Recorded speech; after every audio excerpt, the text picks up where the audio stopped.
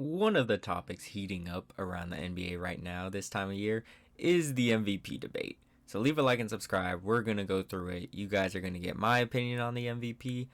And basically, this is just MVP talk. So leave a like and subscribe and leave a comment on who you think the MVP should be. So let's start off. What are we looking for in the MVP? Everyone's criteria is a little bit different. So here are some of my bits of criteria. You have to have a good team record. So historically, the MVP has gone to the best player on the best team, as long as that team is not like super duper stacked and the best player is obvious. So obviously you can't have like the 2016-17 Warriors. You can't give it to Curry or Durant because um it's just too stacked. That wouldn't count. You need to have some of the best stats in the league. And with that, like if you were to look at every player's stats, you probably have to rank around top 3 to even be considered.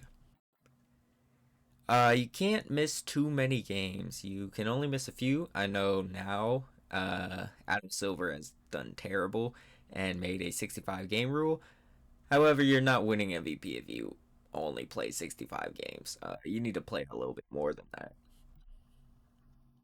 And you need to have that four-letter word, aura. As much as the nerds will roll their eyes at this, it does matter. You do have to look cool during the season for people to give you the MVP. So, who's really contending? You could go and say, hey, this player deserves a case or that player deserves a case. But there's not too many options this year, okay?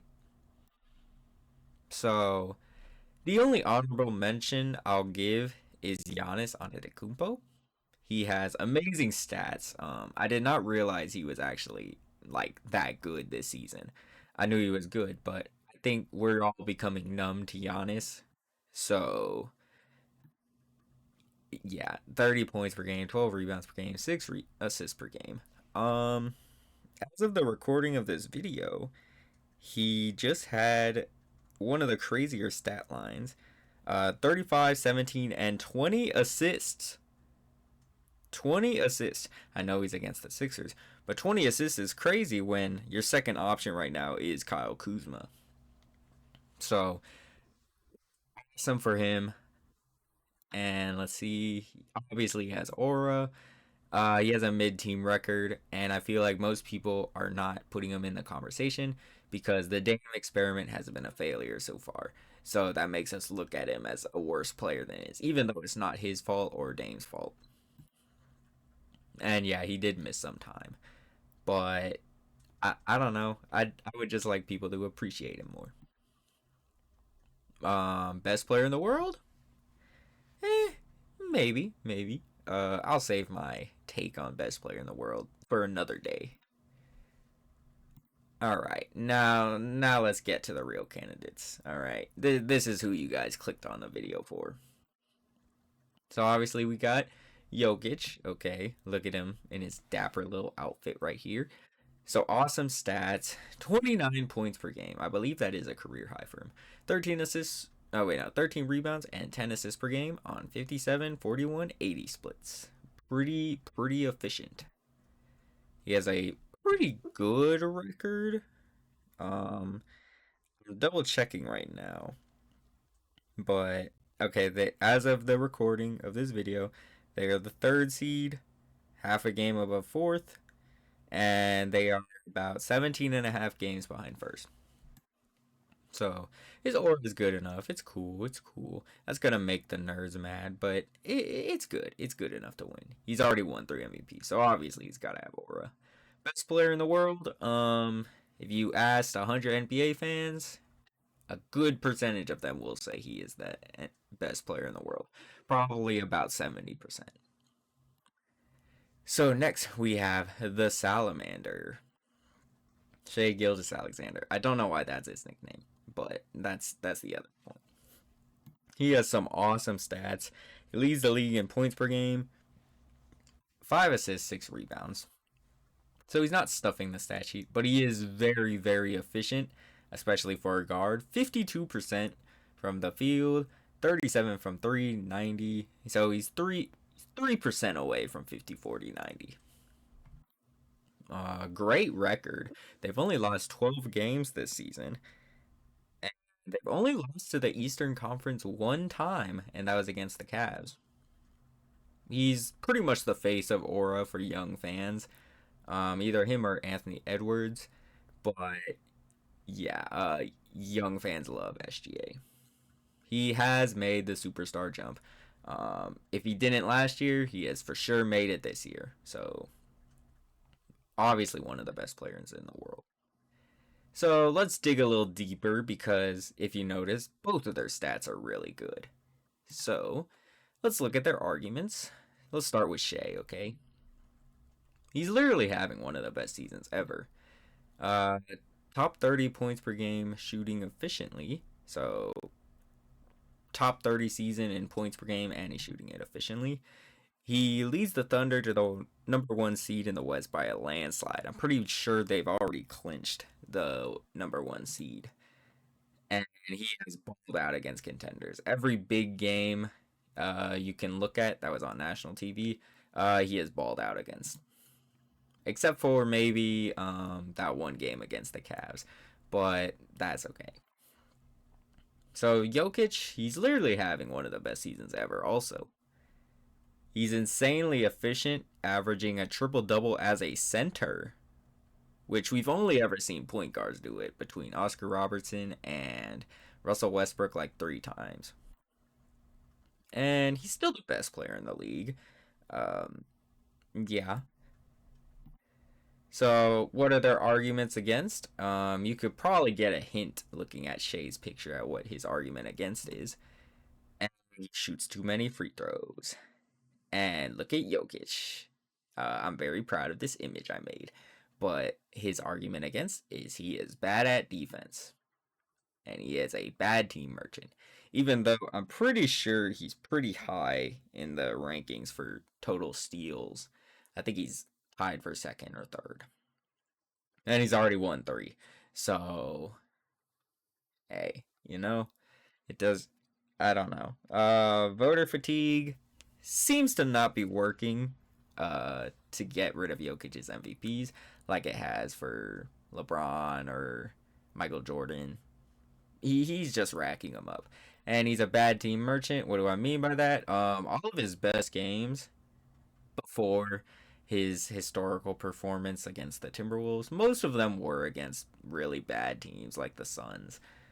And against the really good teams, he seems to fall a little short. Still playing good, but not nearly as good. So, let me look at SGA's criticism. Do I think he is a free throw merchant? No, I'm just gonna say I don't think he's a free throw merchant. I would not hate him for getting the free throws. I will hate the refs for calling it, and that has taken a lot of maturity and growth from me because I too used to be like all of you guys on TikTok just commenting somewhere SGA is shooting free throws. I too used to get mad at foul baiting, but it's just part of the game at this point. Uh, you guys would not have survived watching Prime James Harden. His free throw attempts per game were insane. I remember every time that season he was averaging like 36, 35 points per game. He had a crazy game. I would immediately check the free throws because I was his hater. And I don't know. Not very proud of that.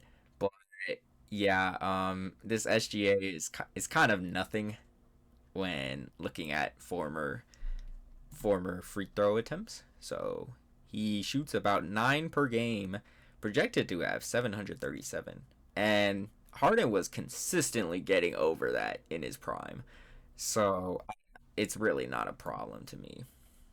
It would not even be within the top 135 seasons with the most free throw attempts. So I don't know what to tell you about that. Getting to the free throw line, whether you like it or not, it's a skill.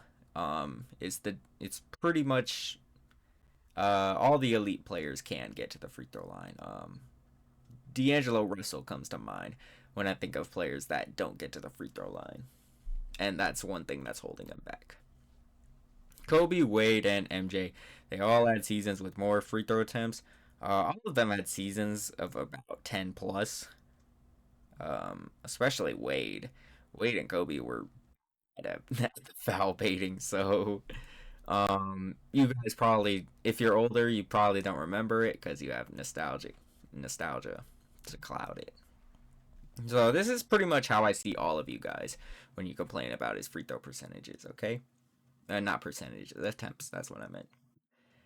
And is Jokic a bad defender? Well, kind of. Okay. Um, he's not horrible. Okay. As I mentioned before, he's pretty high up there in steals. He's all right in passing lanes. Um, but the problem is he is a center, and a center, it is the most important position to be good at defense at. Um, it pretty much anchors your defense. Your defense is almost as good as however good your center is at defense. Look at the Kings, for example. They were seen as not a good defense during the Beam Team era because Sabonis was our center. Um, and he's not a good rim protector. He's also Sabonis is actually a better defender than Jokic, but that's a conversation for another day.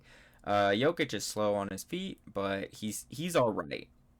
He's all right at defense, but you need him to be better, and it's more obvious since he has less defenders around him now. It wasn't as obvious on their championship run because they had like Bruce Brown and KCP to help guard the perimeter, but now they got some cones out there, and now he's looking like a cone. So, is he a bad defender? No, but he's not nearly good enough for a center. Yes, and as I mentioned, it is the most important defensive position. And this is where I start sounding a little haterish. I truly do feel like some people are just changing the rules for Jokic. As you can see, 2020, 2021, 2021 to 2022, and then 2023 to 2024. His only competition was Curry, and like compared, I truly do think Curry had the better season, but he was on a bad team and they missed the playoffs because of the play-in, and the league's gonna look stupid giving its MVP to a guy who missed the playoffs. In 2022 and 2023, um, it was he has the best stats and team record doesn't matter. This was 2022, that's what the argument was. And in 2023, that's also what his argument was. However, Kendrick Perkins was crying racism on ESPN, so that's why Embiid ended up lapping him in MVP. In 2024, it was team record matters more, and was he the 1 seed? No, he was the 2 seed. Um, 2025, it's back to team record doesn't matter. Hold on, I got some things to say. So, who was his competition? 2022, his competition was Embiid. Um, he probably should have got it in 20. Yeah, he did deserve it in 2022. I'll give him that. 2023, I don't really have a problem with Embiid getting that one. He was having a great season too. 2024, I really don't think he should have won MVP because what was it? Luca was basically having the season Jokic is right now, and he's never won an MVP. So I was thinking, hey, give it to the new guy. But no, they gave it to Jokic again. You could also argue SGA, but the annoying part of that is that Luca basically wasn't even considered. He was third in MVP voting, I believe, and SGA was second. So that's pretty. You got to be pretty mad if you're like a Luka fan and you're watching Jokic get all this glaze. And 2022, um, no, 2023. That's when Embiid won it. Um, I feel like Giannis should have won that one because he was number one in the East. So I don't really know why it went to Embiid specifically, but I don't think Jokic should have won that one. It should have went to Giannis. 2024, I think it should have went to Luca, but that's because I'm a Luca fan. So yeah, obviously I'm gonna be the. I think one of the bigger takeaways is we all have our favorites, so that's gonna help determine this MVP race. So what's the final verdict? My 2025 NBA MVP is SGA. I truly think SGA is the MVP. And let's look at the nerd reasons why. OKC is on pace to win 68 plus games. Uh, they've dealt with injuries to J-Dub, Chet, and Hardenstein. J-Dub was only recently. When I was making this slideshow, I thought he would be out longer. Um, so you can kind of ignore that. But they've had a lot of hits to their center position, and they're still doing really good. When looking back at the 2024-25 NBA season, the main story will be OKC Thunder's rise to contender, and I do think that the MVP should at least tell some story about the current season. 2017, Westbrook won the MVP. It was the biggest story. Breaking the triple double record, averaging a triple double, and because Kevin Durant just left him, I think that is what we look back on 2017 and be like, yeah, that was the year Westbrook went crazy. 2016 was the meteoric rise. Actually, no, 2015 was the rise of the Golden State Warriors. That's why Curry ended up getting the MVP, even if Harden had better stats. And 2016, it was pretty much Steph Curry's like, okay, I'm an all-time great talent at this point. And that was one of the bigger stories. It was how he was changing the game. It's one of those seasons you look back on and it's like a bookmark in history. Um we could like last year this is part of the reason why I think Luka should have won MVP. One of the bigger stories was the Mavericks and how Luka was leading his team to the finals. I think that was a big story. And let's see. Um, I don't really know the stories with Jokic. I feel like Jokic is the MVP in 2023. It could have been that year because that is the year they won the championship. But usually I like when the MVP like has a great story to tell. Yeah, basically summarizes the season. That's what I was trying to say. And to be honest, I don't really care if Jokic leads in XFit microwave because SGA probably leads in war poop. And that's just saying I don't really care about advanced stats too much. I care about the normal stats, um, and what I see on the basketball court. And what I see is SGA playing like he is one of the best players in the world and making that superstar leap. And I'm seeing Jokic, and yeah, he's also one of the best players in the world. So honestly, it's a tiebreaker. I'm going with SGA because I think it's a better story. And I don't know.